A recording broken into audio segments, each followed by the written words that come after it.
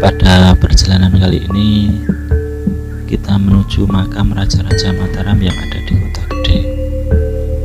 Dari parkiran yang ada pohon beringin besar,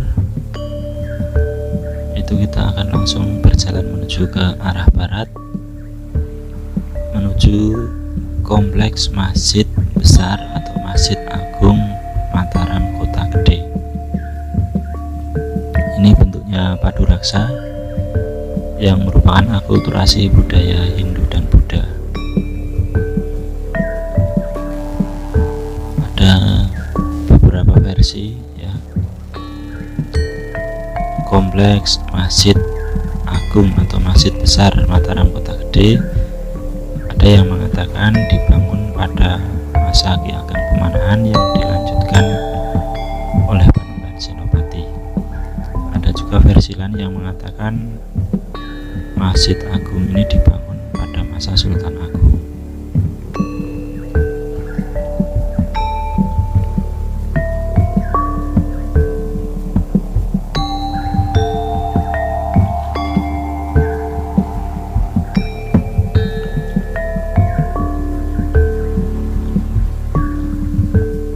Kalau kita cermati ini dari Gapura ini kan langsung menuju masjid. Nah, ini halamannya sangat luas.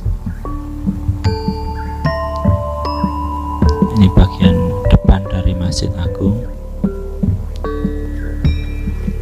Untuk masjidnya ini masih aktif ya, sampai sekarang masih digunakan untuk sholat, untuk kegiatan-kegiatan keagamaan. Pada bagian serambi ini bentuknya seperti ini ya, dari kayu jati. Kalau sepintas kita lihat, ini masjidnya mirip dengan Masjid Agung yang ada di Giriloyo yang saya posting sebelumnya.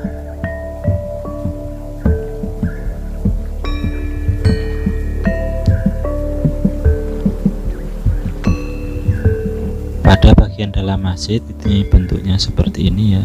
Nah, ini jamaahnya cukup banyak.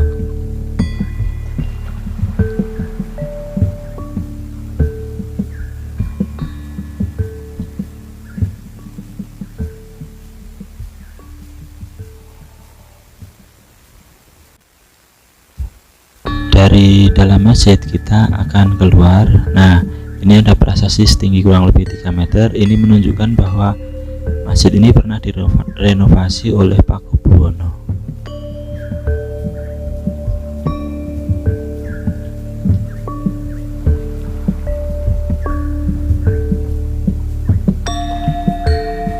Dari masjid kita berjalan menuju ke makam Raja-Raja Mataram dan juga ke Sendang Seliran.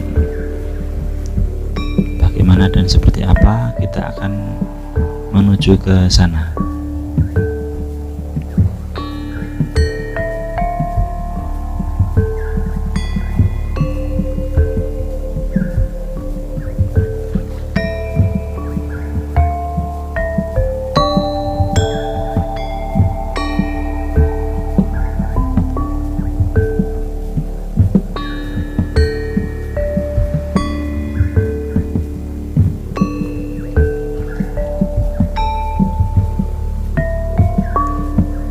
Kalau di depan masjid tadi adalah Gapura ke-1,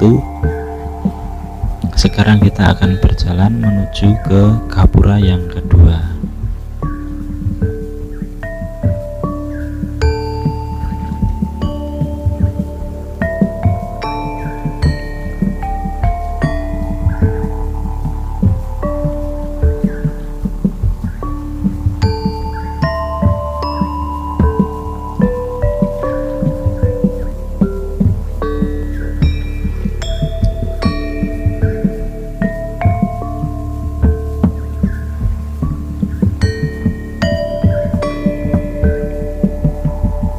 Memasuki Gapura yang kedua, kita akan melihat prasasti masa kekuasaan Panembahan Senopati yang bertahta di Kerajaan Mataram.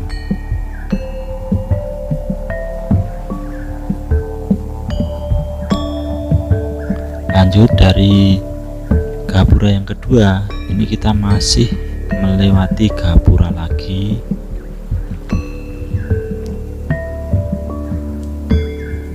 yaitu gapura yang ketiga.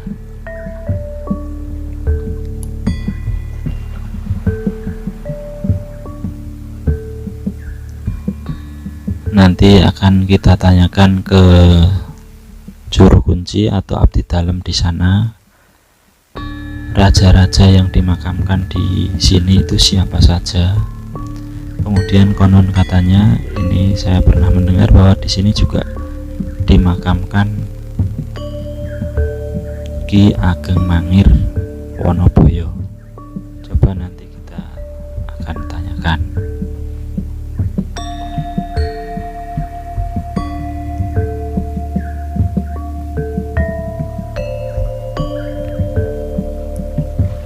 Setelah melewati gapura yang ketiga, ini sampailah kita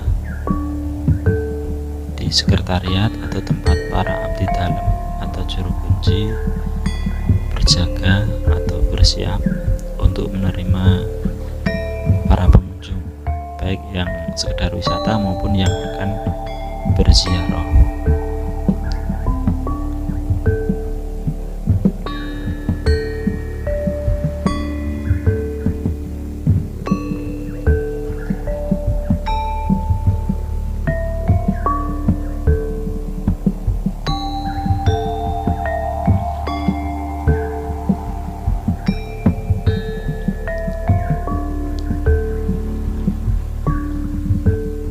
Kita akan langsung ke sana menuju ke juru kunci atau abdi dalam.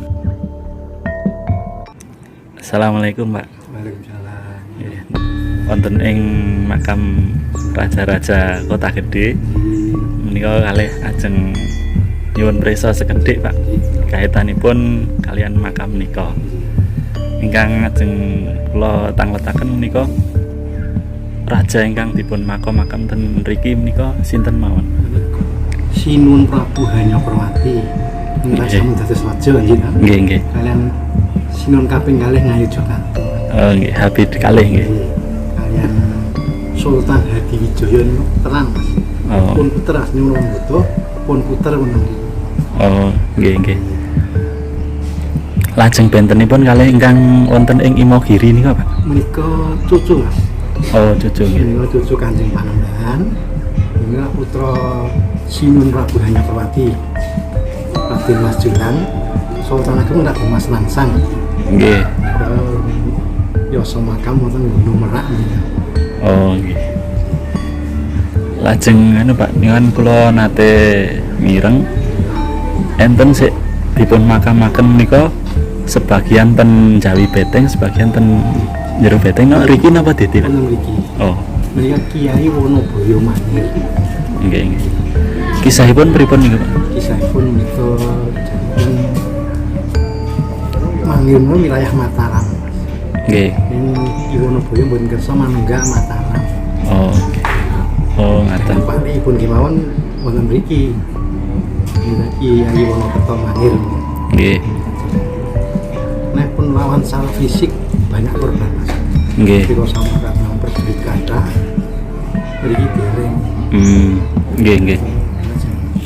Pun rantai mas pun mancing mari putra Kanjeng Panembahan, Kanjeng Ratu Pembayu. Oh, nggih. Ini pun ajak barang ledek wonten dusun Mangir menika. Oh. Terus Mangir kepencut terus yang ngerit. Oh. Jadi garwa ngandek 8 bulan Mataram wonten ke Sayembara. Nek putri keraton Kanjeng Ratu medal sing keraton. Sak sapa sing ngoke nek lanang pun dawuhaken, nek wedok pun kadahaken Cinara Wedi. Oh. Ini bilang Mangir. Nggih. Mangir cerita kan garwanipun wonten. Oh. Kan nggih bahwa apa nek Kanjeng Ratu Bayu nika garwanipun menika. Oh, ngaten. Oh, dados ngoten nggih, Pak, kisahipun zaman rumiyin ngaten nggih. Dari tempat juru kunci tadi Kita coba untuk berkeliling, ternyata pengunjungnya makin siang makin banyak.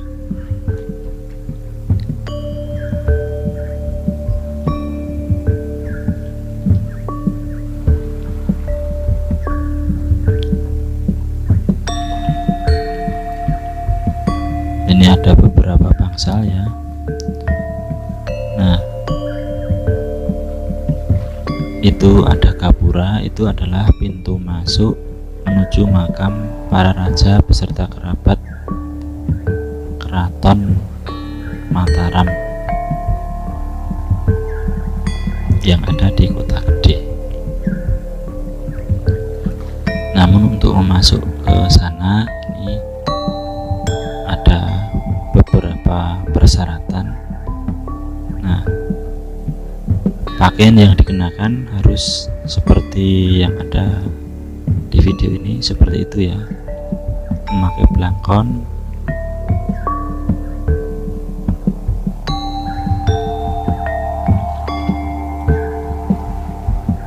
kain jarik atau pakaian abdi dalam. Untuk perlengkapannya itu bisa disewa di kantor sekretariat yang tadi itu. Dan kalau masuk di komplek makam yang di sana itu tidak boleh untuk mengambil mengambil foto atau gambar ataupun video. Nah, untuk masuk ke sana akan diantarkan oleh juru kunci. Itu kebetulan pas ada yang mau masuk satu rombongan, laki-laki semua. Kemudian untuk wanita itu pakaiannya seperti ini ya.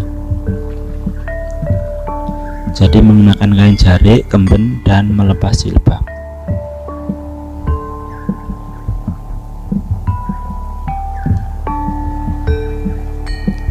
Ini memang sudah peraturan ya. Jadi kalau dilanggar ya tidak diperkenankan untuk masuk. Kecuali kalau anak-anak, nah itu sepertinya tidak apa-apa walaupun tanpa blangkon, tanpa jarik. Kurang lebih sekitar 15 menit itu rombongan yang pertama tadi sudah selesai dari dalam, ini sudah keluar, kemudian bergantian yang rombongan yang wanita itu mau masuk.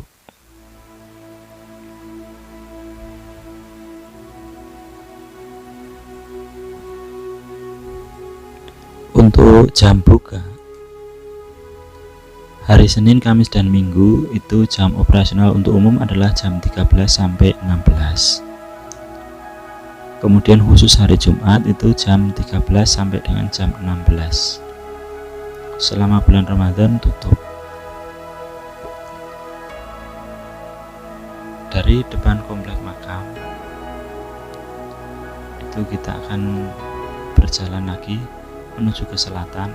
Itu ada gapura lagi, yaitu menuju ke Sendang Seliran.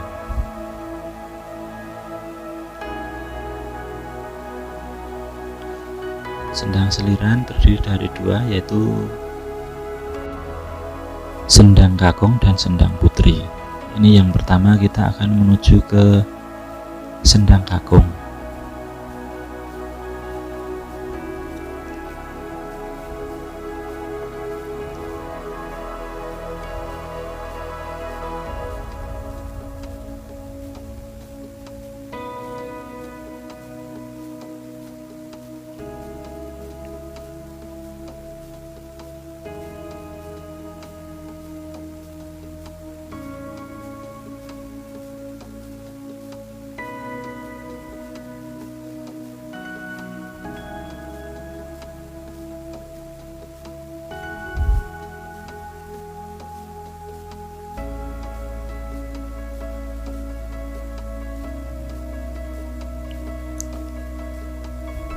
Nah, ini sendangnya kelihatannya biasa-biasa saja ya, itu kalau kita melihat dengan mata telanjang.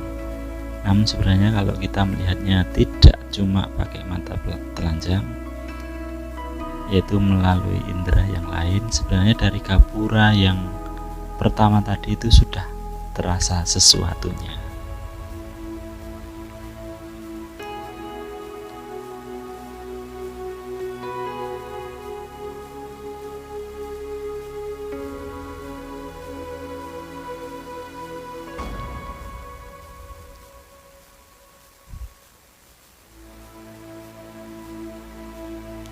itu ada sumur.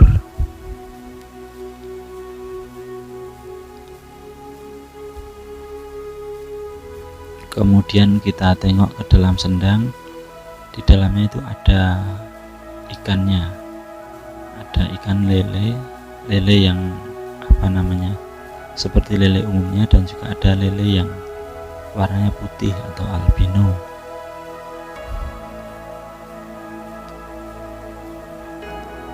Cuma ini pas saya kesini ini lele yang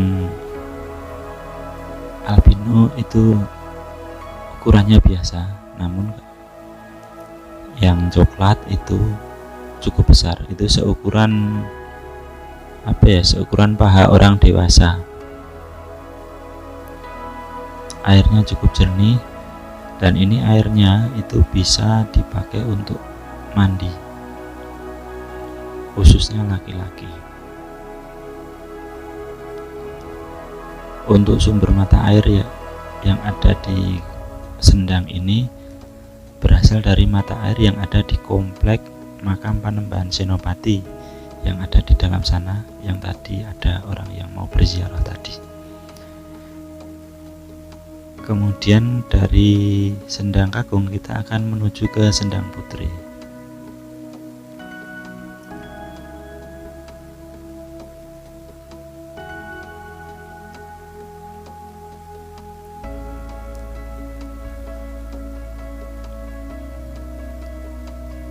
Bagi para pengunjung sebaiknya kalau ke sini itu niatnya yang lurus ya, jadi jangan berniat yang tidak-tidak. Ini memang bagus untuk olah spiritual, namun permintaan harus tertuju kepada Yang Maha Esa atau Allah Subhanahu wa Ta'ala, jangan kepada yang lain.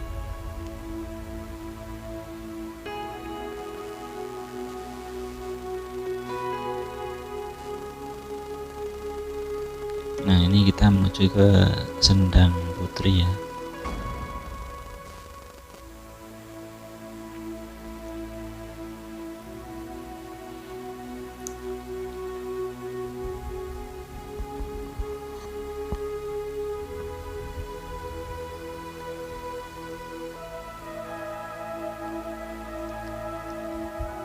Mirip bentuknya dengan yang Sendang Kagung, ada tempat perdupaan,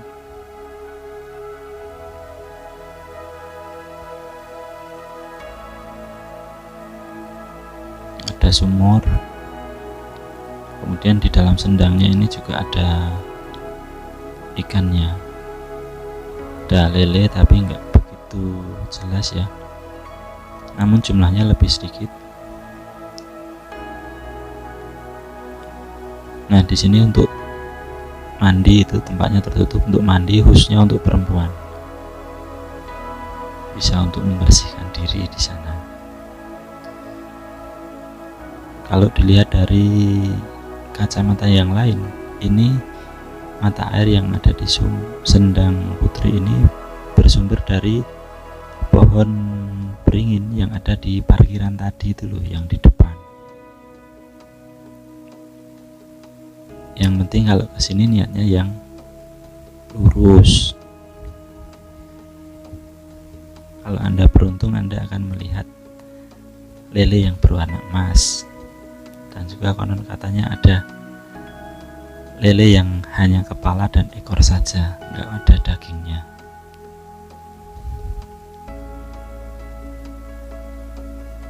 Nah, oke, gitu ya.